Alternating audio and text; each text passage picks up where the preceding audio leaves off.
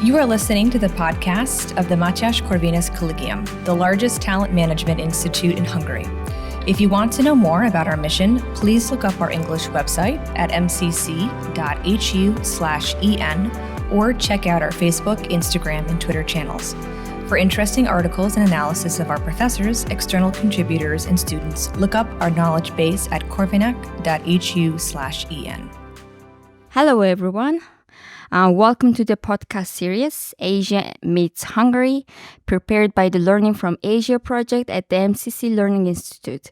My name is Bimba, a junior researcher in the Learning from Asia project. Within the project, we have an Asian PhD student community.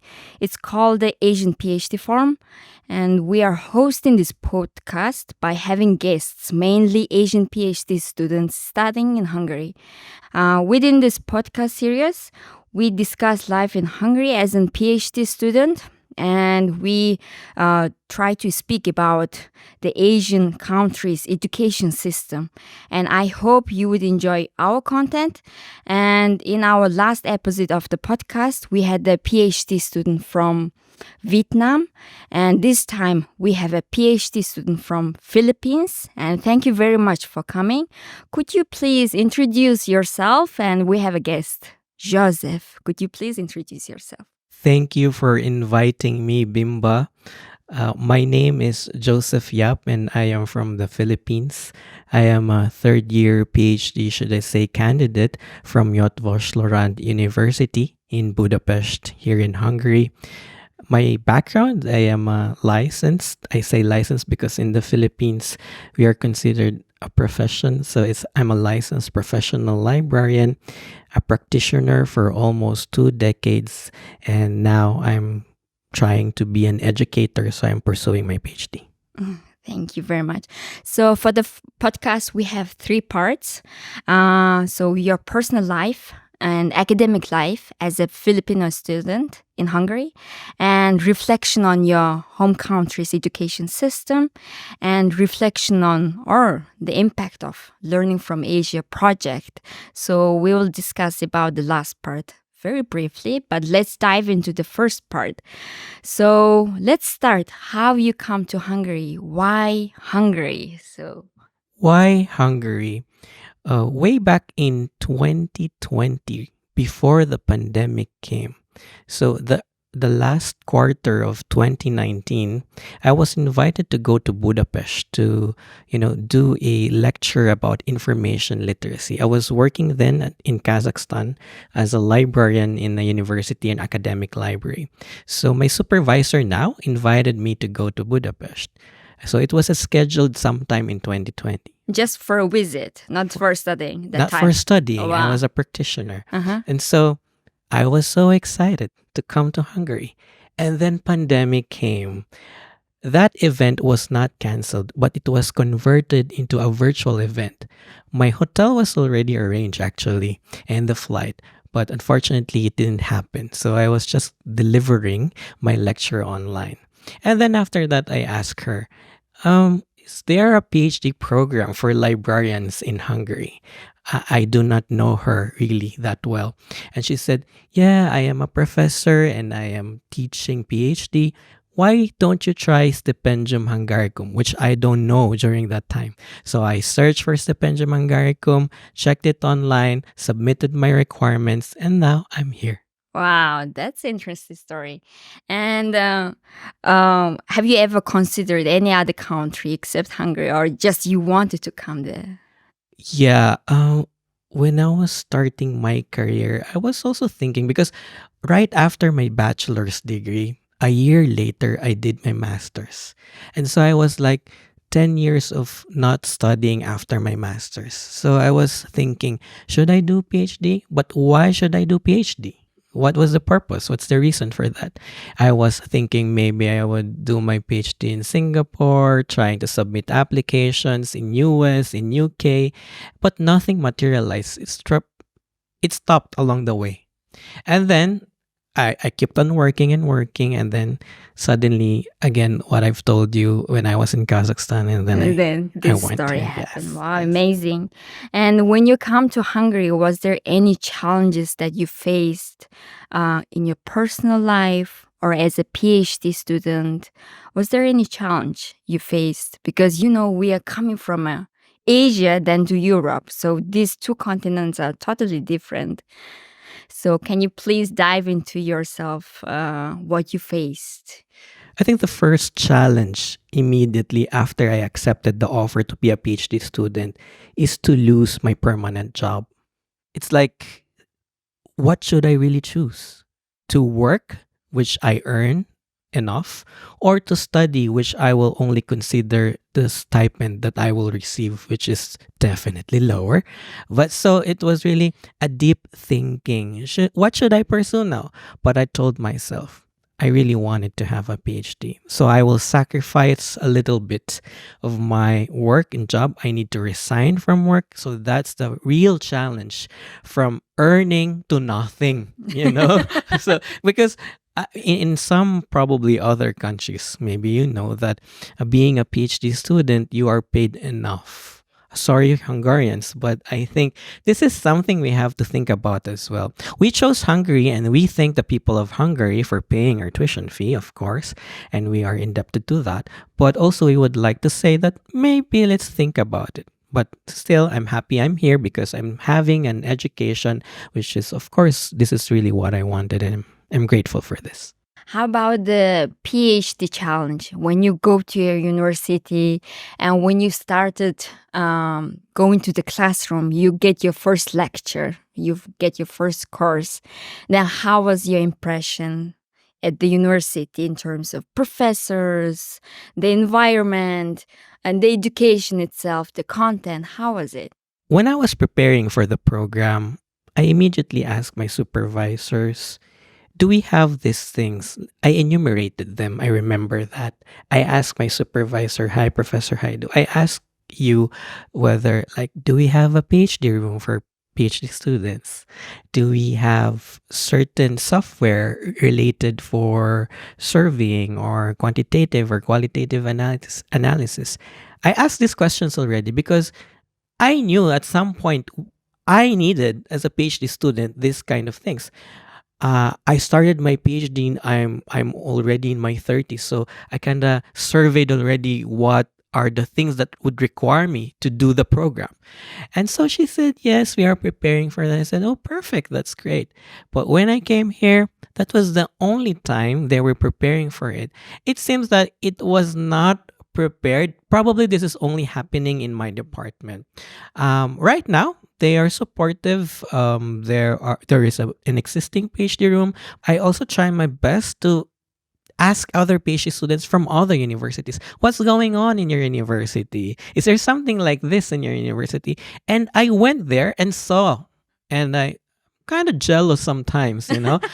For example, I was asking for a software called In Vivo for qualitative research. It is already part. I mean, they can access it for free. And I was asking my department, do you know this? And they don't have any idea at all. So, which means I think it is okay to suggest. The only question, maybe they have to adjust whether they have a budget to purchase it, or if they are not aware, then probably they continue asking, and maybe, oh, what software do we really need from students, like that? So yeah, that's my difficulty. But as a flexible student, you are trying to find other ways and how to do that. It's difficult to always complain, right? And if it's not given, then it is that now you, as a PhD student, look for something that could really help you, because you cannot wait forever. Yeah. Yes, exactly. And how about the education? Was there any difference in terms of the content? So, of course, it's difficult to compare. The reason why I'm taking PhD in library and information science is because in the Philippines, there is no program for librarians. It's only until master's level. So, bachelor's, master's, and if we would like to have a PhD program in the Philippines, we need to have at least 5 PhD graduates with the same degree, LIS, to open a program. So that's really a challenge in our country now. Exactly. Correct. In Thailand, in Singapore, Malaysia, Indonesia, they already have a PhD program for librarians. For Philippines, we're left behind. So maybe it was a destiny that you should come to Hungary to And choose a this reason to major. go back to Philippines. Yes, exactly. So just to move on to the next question, now you're a third year student and you have lived in Hungary. Probably during this time you went back to Philippines, going back and forth.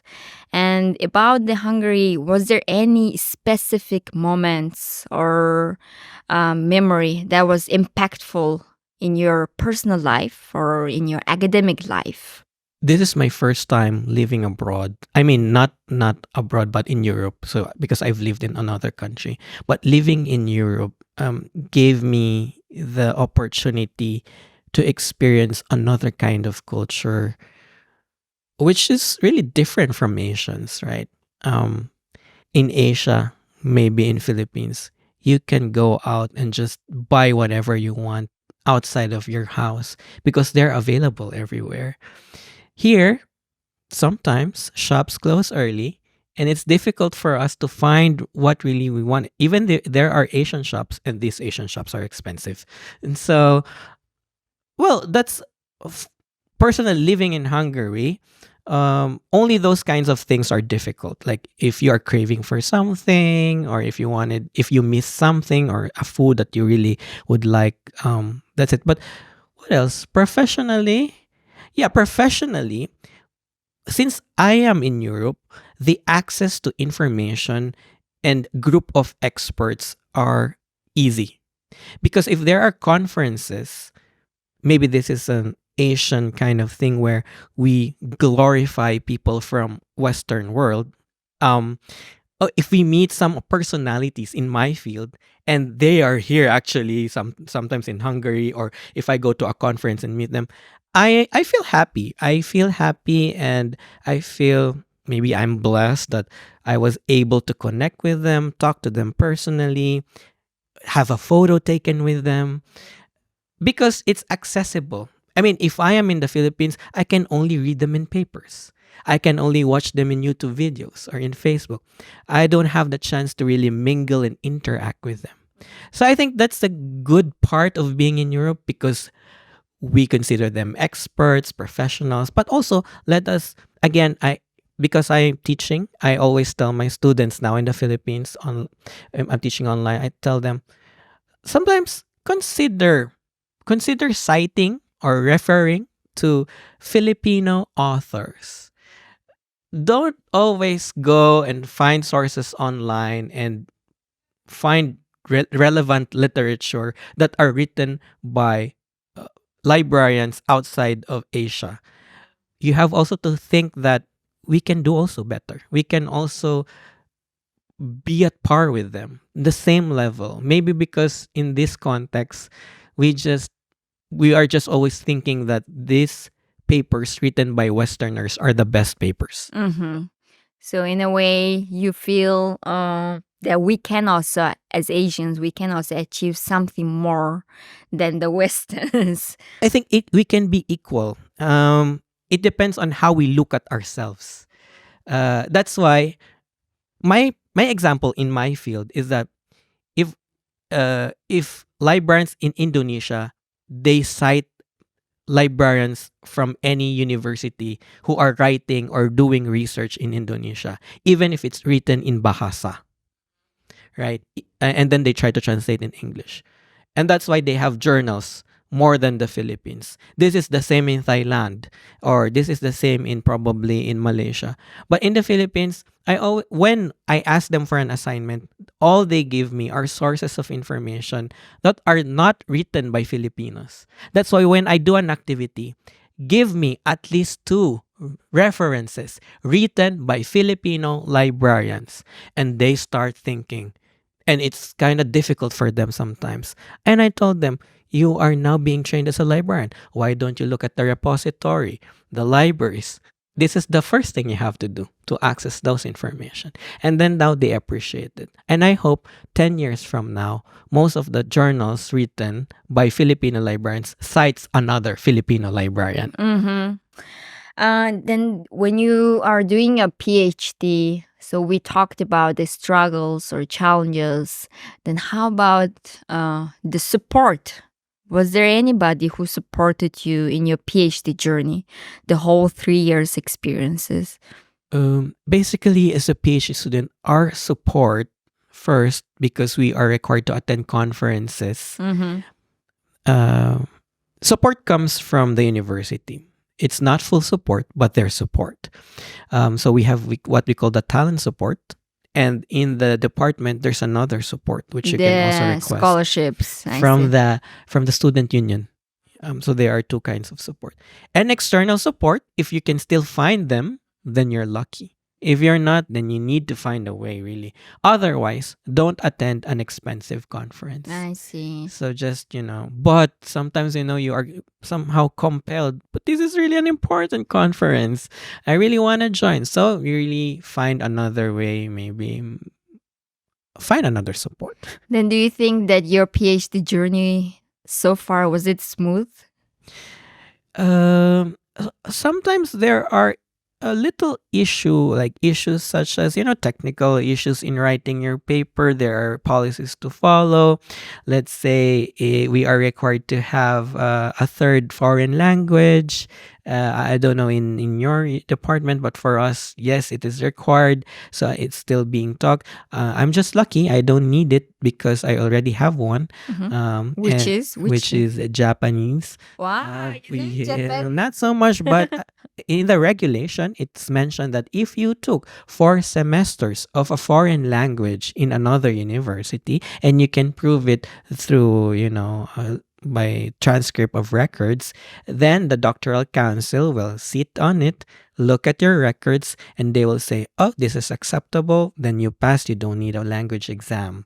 So maybe I'm just one of those few people who can prove it, but also this is a challenge. Another challenge, but I tried Hungarian too, yes, I tried Hungarian How is too. it? It is really difficult, so only I can say is Yonapot. So, and Vicent Latashwa. So anyway, so I mean, yes, and there are other issues now, but we should not talk about it here. I mean, let's say some laws about the Hungary, how to extend your, stay in Hungary in some sorts, and it affects fresh graduates too, if they really want to stay in Hungary or in Europe.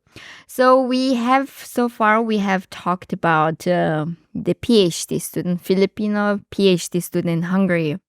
So now I would like to change the location, and let's say we are flying to Philippines. So I want to ask you about the education system in Philippines. Probably our listeners would like to know how the education system in Philippines. And can you please briefly, let's start with the structure of education system from the 1st to 12th grade. How do you divide it? What age do you enter? We have what we call the Enhanced Basic Education Act, and it was just signed in 2013 by the former president Aquino. The purpose of this is once every graduate student, senior high school students, finish their K-12, they can be integrated and find a job for them. And so 5 years or a 5-year-old kid can start studying in kindergarten, that's K, and then 6 years of primary education, grades 1 to 6, and then 4 years of junior high school, which is 7 to 10, and then 11, 12, which is the senior high school. So it's, I think, the same for every country now. Only the difference from Mongolia for us, oh my God, if I'm correct, 10, 11, 12. Senior. Okay. Okay. Then we go until 9th. And so when you were studying in Philippines, now I would like to recall your memory, which happened probably decade ago. And so at that time, or you can also refer to now. And do you follow any program that you specifically follow or that you specifically imported from other country? Imported means implemented from other countries. And can you please explain about your program implemented in your education system? So I think the K to 12 program was inspired because one of the countries in the world that doesn't have a K to 12 program is the Philippines. That's why K to 12 emerged and it was signed into law. So maybe we focus on the grades 11, 12 because that's really new during that time. In 2013, and implementing grades 11 and 12 is difficult because teachers were not ready. They are not trained. Nobody can teach specifically. For example, if there are different strands and they integrate and incorporate business, business is being taught already in college. And nobody can teach. Of course, they might know a little, but they have to prepare what's the curriculum or syllabus for this. Like for accountancy, who's gonna teach them? Is it going to be a faculty from college who's going to teach a high school or a teacher in high school? Because a teacher is also a licensed teacher. And so college professors, they don't have a license. They can have master's degrees, which means if you're a college professor, then you need to take a licensure for teacher I to see. teach high school, Uh-huh. which is what? I'm already teaching college, and now you want me to take licensure because for me to teach high school. So that's something. During those times, early stages of the implementation of the law was a bit difficult and blurry for some. For example, we introduced, because I'm a librarian, what we call media and information literacy. Now they produce textbooks, and textbooks are totally different from what is expected. Which means who made these textbooks? Who are they? Are they authority in the field? Are they experts? What is the content? When you're looking at the content, it's totally different from practitioners' point of view to the teachers who made this, who are not really ready to do this. So those are the confusing moments. That's why there are associations that emerge. Let's say because of this, then there's an association. Now we need to talk together, have a national conference to make sure everything is aligned. Because one school might teach different from the other because of the new implementation. And again, we have different islands from Luzon to Mindanao. What does the teacher teaching at the mountain at the top, maybe in the northern part, to those under? I mean, maybe they have a different way of teaching methods, strategies, especially the content. Where are they going to take the content? Yes. And I was told that there are actually several dialects or several languages from, Languages. yes, from even the Filipino, their country, from province. So should I call province or Correct. state? So from Provinces. province to provinces, the language also differs. Correct. The regions to region. Yes. So do you think is there also the language is in the one classroom there are two languages, bilingual or trilingual? Does this something happen there? Of course, if one family transfers from one province to another, that also is difficult for the student. Let's say for me, I started living in the middle part of the country called Cebu, and the language is different. Which is north side In or the middle, central, side, central side. So it was Cebuano. So I went to Manila. For children, it's easy to adapt. You change eventually when you're talking to people having a different language. So I learned Tagalog, which is not my first language during that time. The Tagalog is It's the main Filipino. language. Yes, correct. Because we moved to Manila. And so it was expected that you should be bilingual, but I easily forgot Cebuano.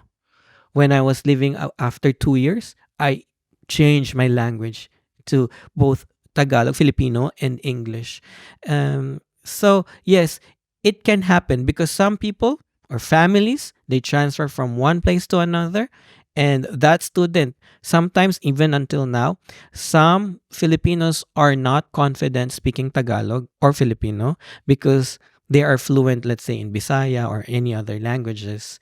And that's why they introduced the mother tongue type of instruction to really understand your mother tongue, mother language, and then teach it during the class. And I think that's important because it's also a way not to forget your own language. Yeah. Yeah. The only difficult is how are you going to translate technical words? And so there are so many. We have more than 100 languages. So how? So that's why sometimes we still go back to English Uh-huh. to teach science, STEM, Wow. because we do not have that curriculum. Let's say if you're going to teach math, are you going to translate everything in Tagalog? It's difficult. This is one thing that was probably a contribution of American education because when we were colonized then by the Americans, When was then that? let's say when we were transferred from Spain to America in 1898 and then 1898 and then so it's like America said, "Oh, you can be independent. You can be your own leaders now, but we're just here, at the back looking at you." And so, hi, Americans. So they started bringing Thomasides, the first English teachers. They taught Filipinos how to speak English. And then they brought some of the scholars in America to study.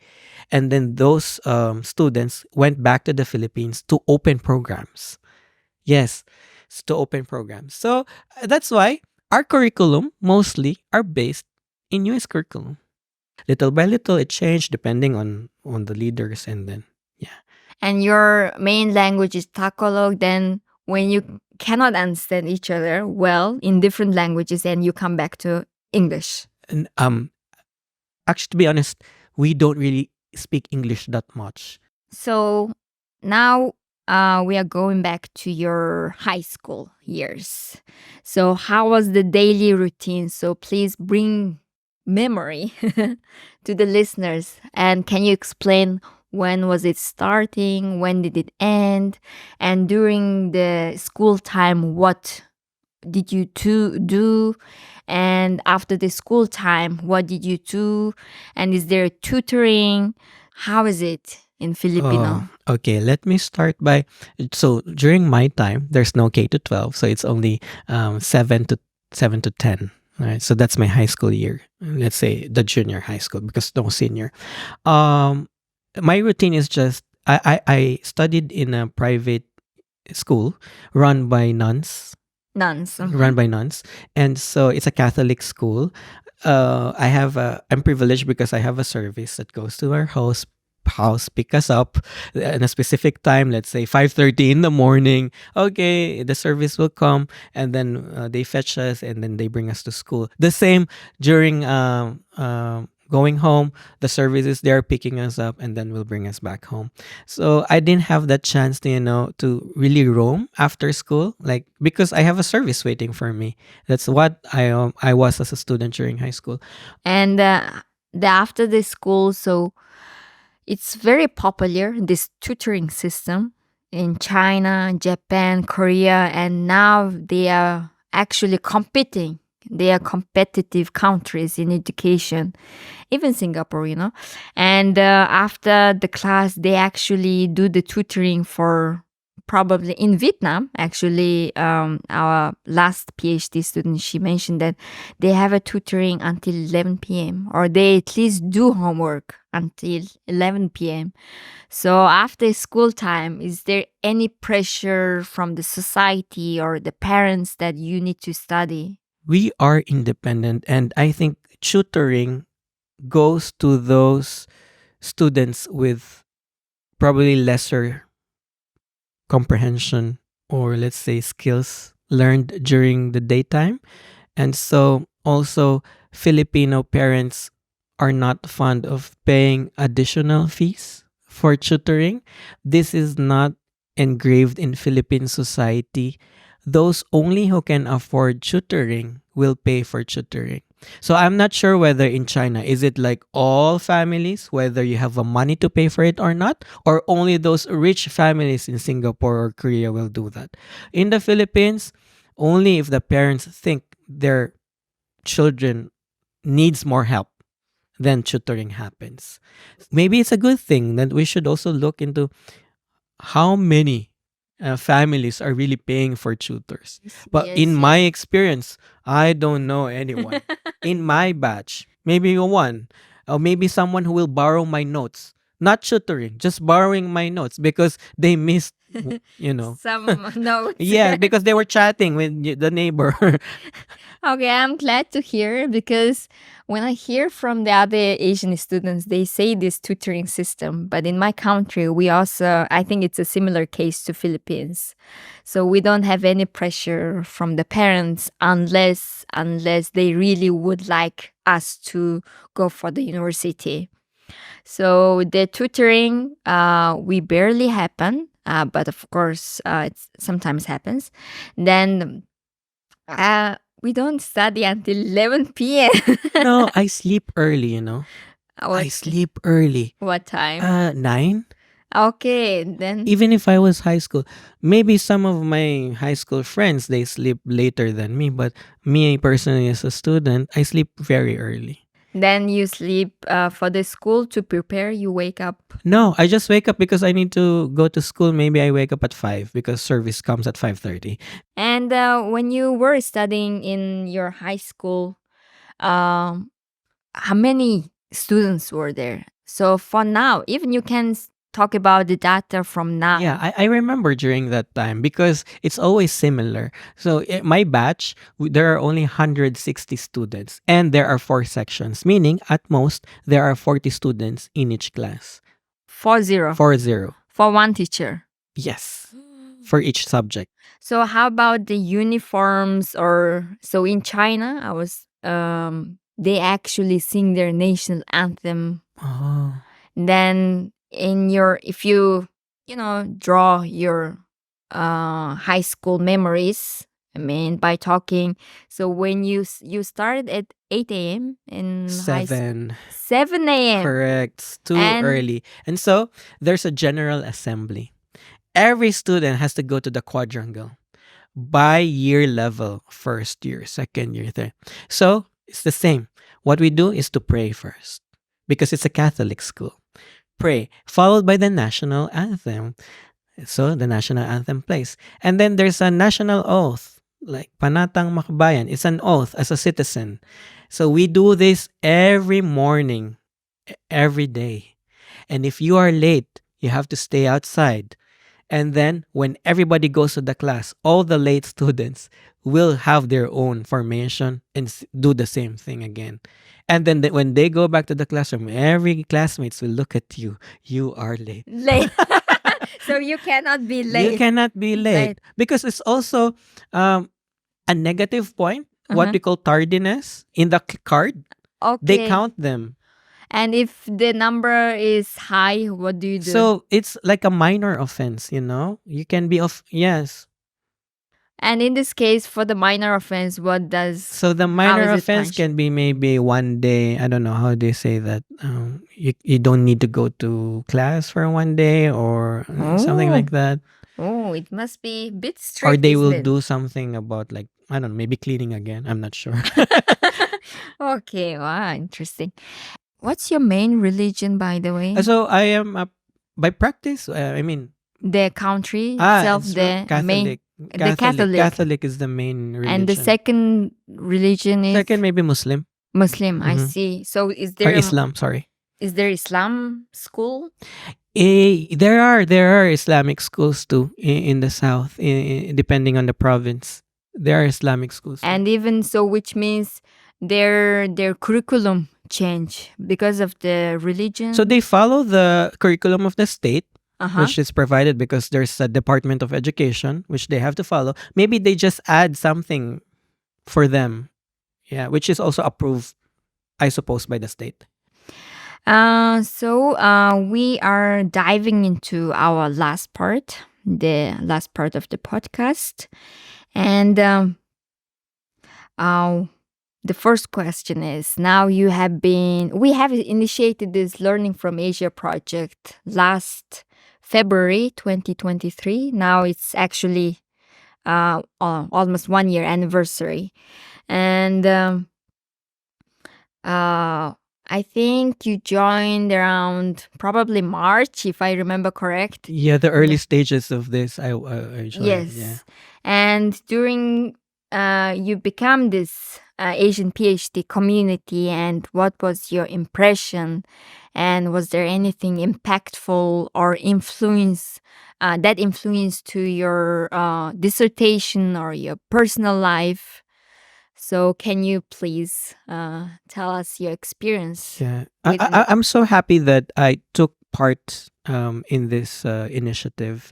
Of course, the Asia as a method, if I am going to apply it in my own dissertation or study, that's the only thing that maybe I cannot do it for at the moment because my methods are different. If we're talking about the method itself, but being Asian and probably thinking or reflecting about Asian as a method can be applied in our everyday life actually. Like when I tell you these things, when you're talking to someone, you believe that as an Asian, you do not think of Asians as lower class of people or people who just believe in what Westerns are saying. I would say that, of course, it's like everybody should listen to everybody.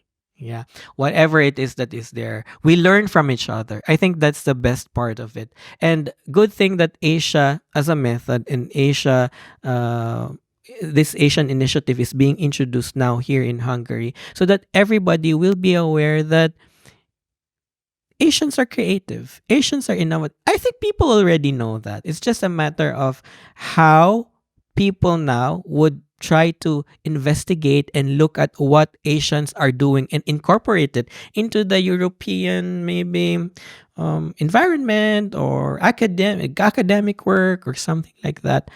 In my As we've been talking a while ago, I would like to see Asians believing in Asians. Like believe more in what we can do. I think these are what Chinese are doing. These are what Koreans are doing. Because if they didn't believe in themselves, that they can be creative in terms of technology and whatever, then they will not survive. And I hope me as a Filipino, we start to influence fellow Filipinos to think the same, like how these kinds of nationalities are doing, like to love ourselves. It's okay to recognize others or maybe praise others. It's good actually that we recognize and acknowledge other culture, other religion, what they've done for the international community. But I think it's also important that we look at we can do it as a nation too. We have a contribution too. I would like to ask my last question for the podcast. I also asked from our previous podcast guests, and the question was, what aspects will you bring to your country in the education field? I am really excited that if I go back to the Philippines, I hope you give me an opportunity to share whatever I have now. I invested my time and effort, hopefully, to finish my PhD on time so that someone would believe in me and hire me there to share with you my experiences in my capacity because I would like to change how the program is being taught at the moment. There are many programs already existing at the bachelor's level, but opening up a PhD program would change the landscape of Philippine LIS in general, the discipline that I have. There are many things actually to change and to look at. I cannot enumerate them all of now. This should be talked about first with fellow educators who are now in the Philippines. And hopefully, if we can sit and talk about this as a united group of educators who loves teaching, then hopefully I would be one of those contributors who could really serve the nation. Nice. Yeah, thank you very much. And thank you very much for the listeners. So our podcast is ending today, and I would like to give the last moment to our guest, Joseph. And is there anything you would like to say to the listeners?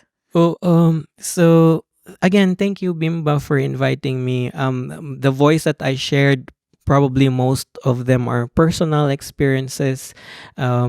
I am happy to be contacted with if you have like probably what I said earlier was confusing for you or needs to be clarified. Then I am happy to clarify those things if you find them confusing or you find them probably not aligned with your own belief. Then we can talk about it as well in a more respectful way, right? So again, if you would like to study in Hungary, why not? You are welcome to be here with us. We can also give you like tips on how to be here. But again, for this project, Learning from Asia, now I started to think many things on how to incorporate being Asianness in everything that I do. And I hope that people will not only love our food and our culture, but the way how we think. That was a very inspiring message. And thank you for the listeners. I hope you enjoyed our content, and thank you very much. Bye. Bye. Thank you for listening to this MCC podcast episode. For further media content, please look up our English website at mcc.hu/en or look for us on Facebook, Instagram, and Twitter.